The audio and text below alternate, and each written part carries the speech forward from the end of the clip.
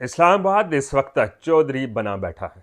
गांव में एक चौपाल होती है जहां चौधरी बैठ के फैसले करता है, लेकिन इस्लामाबाद के अंदर इस वक्त इस्लामाबाद के शहरी हों, ब्यूरोक्रेसी हो, सिक्योरिटी फोर्सेस हों या दिगर, वो इस वक्त चौधरी का रूप धारे दुनिया के सामने पेश हो रहे हैं।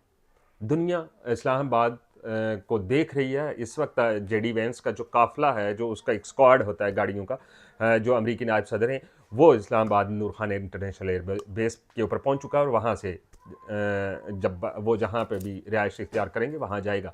साथ साथ ईरान के जो वक्त है वो भी ईरानी वज़ीर ख़ारिजा की क़यादत में वो भी पाकिस्तान पहुँच रहा है। आज पहुँचने की इतलात हैं, लेकिन साथ साथ जो पाकिस्तान के अंदर अवाम है वो इस वक्त बड़ी खुश है। दो वजूहात हैं, एक तो छुट्टियाँ हो गई हैं, लॉन्ग वीकेंड, और दूसरा पाकिस्तान का नाम इस वक्त पूरी दुनिया में गूंज रहा है। वो गूंज रहा है, इस पहले तो शायद किसी और वजह से गूंजता था, लेकिन अब किसी और वजह से गूंज रहा है। अब एक पॉजिटिव इमेज दुनिया के सामने जा रहा है। जो लोग कहते थे कि ट्रंप हमारी कॉल नहीं पिक करता, कॉल समझ गए हो, अब वो लोग भी इस अमल के साथ साथ हैं। गुज़श्ता रोज़ पार्लियामेंट के इजलास में जब पाकिस्तान तहरीक इंसाफ के चेयरमैन बैरिस्टर गौहर खान की जानब से ये ऐलान किया गया कि 9 अप्रैल को होने वाला लियाकतबाग जलसा हम उसको पोस्टपोन करते हैं, पोस्टपोन की तारीख का ऐलान नहीं किया, वो बेहतर पाकिस्तान के लिए किया।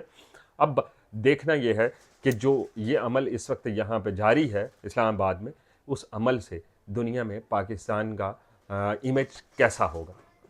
एक तो सामने देखने में आ रहा है, लेकिन इसके साथ साथ पाकिस्तान सालस का किरदार अदा कर रहा है। उसने जंगें रुकवाई हैं और हमारे कुछ लोग सोशल मीडिया के ऊपर तबसरा करते हैं कि डोनाल्ड ट्रंप की जानब से जंग रुकवाई गई इंडिया और पाकिस्तान की, और पाकिस्तान ने ईरान, इसराइल और इंडिया के अमेरिका की जंग रुकवा कर वो हिसाब बराबर कर दिया। अब ना अमेरिका का पाकिस्तान के ऊपर एहसान है और ना पाकिस्तान का अमेरिका के ऊपर कोई रहा। ये तो एक अज़राए तफन्नुन बात थी, लेकिन साथ साथ ये भी बता दें कि इस्लामाबाद की सिक्योरिटी की जो सूरत हाल है वो इस वक्त पाक फौज के और रेंजर्स के दस्ते इस वक्त जा रहे हैं। गुज़श्ता रात से कंटेनर्स लगने शुरू हो चुके हैं और जो मीडिया पर्सनस हैं उनके लिए खसूसी पासेस जारी किए जाएंगे, जो इस सारे जो मुज़ाकरात हैं उस को कवर करेंगे।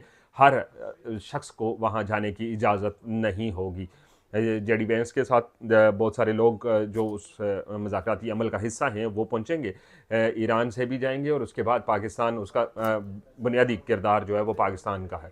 और पाकिस्तान में भी फील्ड मार्शल हों या शहबाज शरीफ हों, जाहिर सी बात है इसके बैकएंड पे बहुत सारे ऐसे लोग होते हैं जो काम कर रहे होते हैं, लेकिन उनका नाम सामने नहीं आता। उन लोगों के लिए जो सफारती कोशिश है, उसके साथ साथ इसहाक डार की जानब से लोगों ने तबसरा किया कि इसहाक डार को फ्री मिनट्स मिल गए हैं यूफोन के, इस वजह से उसने पूरी दुनिया में फ़ोन घुमा दिए। लेकिन जाहिर सी बात है उनकी उनकी उनका जो बाजू था उसको भी लग चुकी थी, चोट लगी, और उसके बाद फिर वो फौरी चीन का दौरा किया, और उसके बाद जो सारी कोशिशें थी, सारा अमल था, उसके बाद एक जो जिसको कहते हैं कि एक डिश सामने आई, वो डिश थी अमन की, मोहब्बत की, कि दुनिया के अंदर अगर ईरान की पे हमला हो जाता, जो अमेरिका की जानब से कहा गया।